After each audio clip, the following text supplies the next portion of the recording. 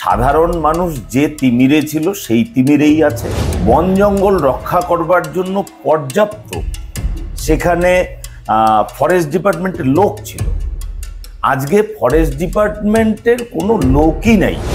উত্তরবঙ্গের মানুষেরা মানুষের জন্য কেন্দ্রীয় সরকার একটি এইমস তৈরি করেছিল। সেই এইমস মাননীয় মুখ্যমন্ত্রী বিবেচনা করলেন উত্তরবঙ্গের মানুষের আবার চিকিৎসা কি।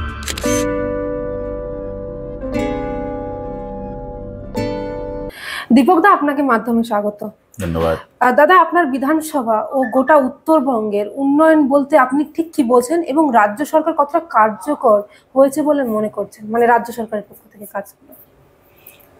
উন্নয়ন বলতে কি বুঝি সেটা একটা বিশদ প্রশ্ন, কিন্তু কি উন্নয়ন হয়েছে সেটা যদি আমি বলি তাহলে বলা যাবে যে উন্নয়ন হওয়ার মধ্যে কিছু তৃণমূল কংগ্রেসের বড় এবং মাঝারি নেতা তাদের আর্থিক সমৃদ্ধি ঘটেছে।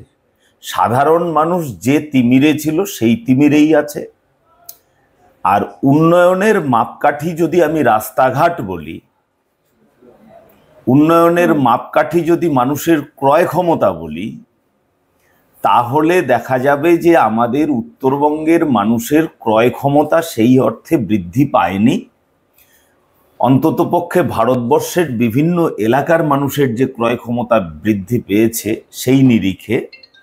আর দ্বিতীয় বিষয়ে যেটা আছে যে রাজ্য সরকার যে সমস্ত রাস্তার দেখভাল করে এবং গ্রামগঞ্জের যে রাস্তাঘাটগুলো আছে সেগুলো অনেক জায়গাতেই, বরং বলা ভালো বেশিরভাগ জায়গাতেই সারা বছর সেই রাস্তা দিয়ে চলাচল করা যায় না। অতএব বোঝাই যাচ্ছে যে উন্নয়ন কি হয়েছে। তার আর একটা আমি নিরিখে বলছি, উত্তরবঙ্গের মূলত ডুয়ার্সে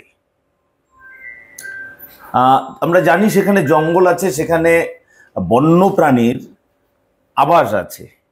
তো সেই ক্ষেত্রে একটা সময় ছিল যখন সেই বন্যপ্রাণ এবং বন জঙ্গল রক্ষা করবার জন্য পর্যাপ্ত সেখানে ফরেস্ট ডিপার্টমেন্টের লোক ছিল। আজকে ফরেস্ট ডিপার্টমেন্টের কোনো লোকই নাই। মেরে কেটে এক একটা জেলায় 8-10 জন লোক দিয়ে পুরো জেলার এই কয়েক লক্ষ অধিবাসীর জন্য হাতি তাড়ানো হচ্ছে। অর্থাৎ কয়েকশো হাতি আছে, সেই হাতি তাড়ানোর জন্য কয়েকজন লোক।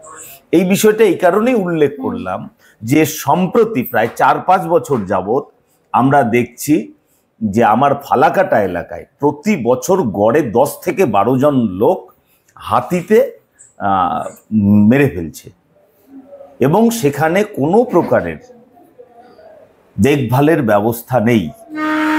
এবং সবচেয়ে যেটা বড় বিষয় যে হাতিতে যদি মেরে ফেলে তো তাহলে পরে সরকার তাকে 5 লক্ষ টাকা দিচ্ছে, কিন্তু সেই ব্যক্তি যদি মারা না যায়, তাকে যদি হাসপাতালে নিতে হয়, সরকার তার কোনো দায়ভার নিচ্ছে না।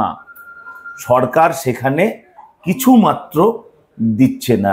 ওই আহত অবস্থার জন্য 20-25 হাজার টাকা একটা দিয়ে দিচ্ছে, হয়তো সেই ব্যক্তির পরিবারের 10 লাখ 15 লাখ টাকা পর্যন্ত খরচ হয়ে যাচ্ছে। শেষে রোগীটাও হয়তো দেখা যাচ্ছে যে পূর্ণ সুস্থ হচ্ছে না। এটা আরো বেশি দুর্ভাগ্যজনক। দাদা, আপনি কি মনে করেন যে উত্তরবঙ্গকে রাজ্য সরকার অনেক পর্যাপ্ত গুরুত্ব দিচ্ছে? একেবারেই না। যদি পর্যাপ্ত গুরুত্ব দিত, উত্তরবঙ্গ উন্নয়ন পর্ষদ বলে একটি মন্ত্রক তৈরি করা হয়েছে, যাতে বাজেট বরাদ্দ মোটামুটি ভাবে কয়েক বছর আগের থেকে যদি দেখি ওই 400 কোটি থেকে 800-850 কোটি এই হলো বাজেট বরাদ্দ। এই টাকায় একটা বড় উড়ালপুল নয়, একটা ছোট উড়ালপুলও হয় না।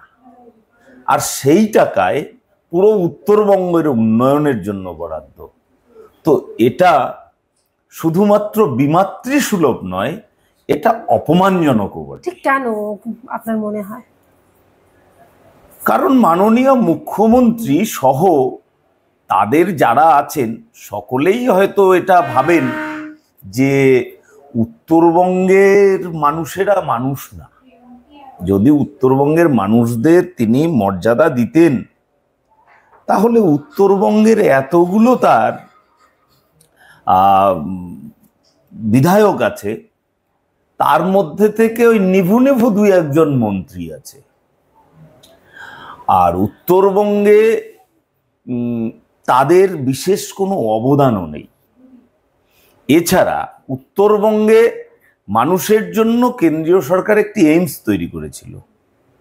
সেই এইমস মাননীয় মুখ্যমন্ত্রী বিবেচনা করলেন উত্তরবঙ্গের মানুষের আবার চিকিৎসা কি, তিনি সেই এইমস কল্যাণীতে উঠিয়ে নিয়ে এলেন। উত্তরবঙ্গে এতগুলো হাসপাতাল রয়েছে এবং মেডিকেল কলেজ রয়েছে, কোনো মেডিকেল কলেজে নিউরো সায়েন্স বিভাগ নেই। মানে বিভাগ আছে, সেখানে কোনো ডাক্তার নেই, কোনো মেডিকেল কলেজেই নেই। তো উত্তরবঙ্গের মানুষের স্বাস্থ্যের প্রতি যদি তার লক্ষ্য থাকতো, উত্তরবঙ্গের মানুষকে তিনি যদি মানুষ বিবেচনা করতেন, তাহলে এই অবস্থা হতো না, এটাই স্বাভাবিক। সে কারণেই আমি মনে করছি। দাদা, আপনাদের দলের অনেক সাংসদ এবং বিধায়ক রয়েছে উত্তরবঙ্গে, সেক্ষেত্রে আপনারা মানুষের স্বার্থে ঠিক কি কি কাজ করছেন? সেই কারণেই তো এই সাংসদরা বিধায়করা বলে বলে, মূলত সাংসদরাই সেই সময়ে বলে বলে উত্তরবঙ্গের জন্য একটি এইমসের ব্যবস্থা করা হয়েছিল। উত্তরবঙ্গের মানুষকে আপনারা জানেন যে কেন্দ্রীয় সরকার সরাসরি কিছু দিতে পারে না, সেই কারণে উত্তরবঙ্গের যেটা যাতায়াতের জন্য মূল ব্যবস্থা রেল, সেটা সিঙ্গেল লাইন ছিল। মোদিজি আসার পরে অতি দ্রুততার সঙ্গে সেটা ডাবল লাইন করা হয়েছে। উত্তরবঙ্গের যে হাইওয়েগুলো আছে, ন্যাশনাল হাইওয়ে, সেই হাইওয়েগুলোর পরিস্থিতি অনেক ভালো করা হয়েছে। উত্তরবঙ্গের নতুন ন্যাশনাল হাইওয়ে তৈরি করার জন্য সেখানে হাজার হাজার কোটি টাকা বরাদ্দ হয়েছে। প্রত্যেকটি রেল স্টেশনকে আন্তর্জাতিক মানে উন্নীত করার জন্য টাকা বরাদ্দ হয়েছে। শিলিগুড়িকে বাইপাস করে রাস্তা করবার জন্য কয়েক হাজার কোটি টাকা বরাদ্দ হয়েছে। এই বরাদ্দগুলো কেন্দ্রীয় সরকার তো করেছে। কেন্দ্রীয় সরকার তো এগুলোই করতে পারে। কেন্দ্রীয় সরকার তো গিয়ে সেখানে হাসপাতালে নিউরোলজিস্ট আছে কিনা সেটা তো দেখতে পারে না, সে জায়গাটা তো নেই। দাদা, উত্তরবঙ্গের যুব সমাজের যে কর্মসংস্থান বা শিক্ষার সুযোগ বা স্কিল ডেভেলপমেন্ট, এইসব বিষয়ে আপনি ঠিক কি উদ্যোগ নিয়েছেন বা নেবেন ভাবছেন? দেখুন, উত্তরবঙ্গের স্কিল ডেভেলপমেন্ট এবং যুব সমাজের জন্য আমরা যদি ক্ষমতায় আসি, আমরা বলতে পারি যে উত্তরবঙ্গের যে জলবায়ু, আবহাওয়া, সেখানে সেমিকন্ডাক্টর তৈরির উপযোগী প্রাকৃতিক পরিবেশ উত্তরবঙ্গে রয়েছে। তো সেই ক্ষেত্রে আমরা এই জায়গাটাকে ডেভেলপ করার জন্য আমরা চিন্তা ভাবনা করতে পারবো। এছাড়া ট্যুরিজম, এই যে জায়গাটা, এবং টিম্বার, এই তিনটি ক্ষেত্রে উত্তরবঙ্গে বিস্তর উন্নয়নের সুযোগ রয়েছে। আমরা ক্ষমতায় এলে এই তিনটি ক্ষেত্রকেই আমরা ঢেলে সাজাবো এবং সেখানে যুবকরাও যেমন কাজ পাবে, তেমনি সাধারণ মানুষের মধ্যেও তাদের হাতেও অর্থাগম ঘটবে। দাদা, এই যে চা বাগান এলাকা, তার মজুরি, স্বাস্থ্য এবং শিক্ষার সমস্যাগুলিকে আপনি কিভাবে দেখেন, বা বিজেপি কি পদক্ষেপ নিচ্ছে এই বিষয়টা নিয়ে? দেখুন, বিজেপি বহুদিন আগেই মাননীয় মোদিজি কেন্দ্রে আসবার পরেই চা বাগান নিয়ে একটা সদর্থক ভূমিকা নিয়েছিল। তার পরবর্তীতে রাজ্য সরকার বেশ কিছু চা বাগান মালিককে দিয়ে হাইকোর্টে কেস করায় এবং সেই কেসের জন্য কেন্দ্রীয় সরকার যে প্রকল্পগুলি নিয়ে এগোবে সেটা আর সম্ভব হয়নি তারা আদালতে যাওয়ার কারণে। ফলত সেই জায়গাটা কেন্দ্রীয় সরকার করতে পারছে না।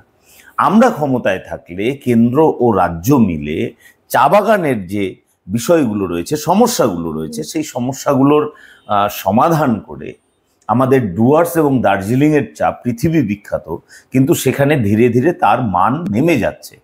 সেই জায়গাটা আমরা আবার উন্নীত করতে পারবো এবং আমাদের ডুয়ার্স এবং দার্জিলিংয়ের চাকে বিশ্বের বিভিন্ন দরবারে আমরা পৌঁছে দিতে পারবো।